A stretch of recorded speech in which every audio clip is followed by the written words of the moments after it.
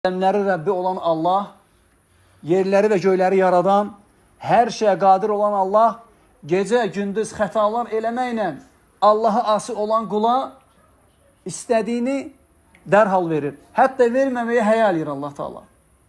Ona görə bunların hamısı bizə onu göstərir ki, Allah Teala dua eləməli, öz ehtiyaclarımızı Allahdan istəməli.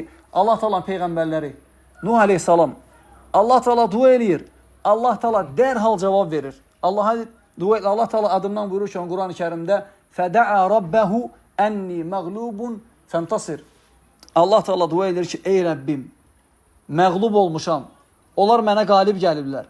O vaxt ki, onlar Nuh Aleyhisselamı yalancı sayırlar və inanmırlar, yalanlayırlar onu, Allah Teala dua edir. Öz ehtiyacını Allah Teala bildirir. Düşdüyü çətinliyi, sıxıntını Allah Teala'ya ərz edir ki, onlar məni yalancı sayırlar və mənə qalib gəliblər. Aciz haldayam, Allah Teala deyir ki, فَفَتَحْنَا أَبْوَابَ السَّمَاءِ بِمَاءٍ مُنْهَمِرٍ Deyir ki, biz onun duasına cavab verdik. Səmanın qapılarını şiddətli yağışla açdıq. Allah Teala bollu yağış göndərir, onlar məhv eləyir. Fikir verin.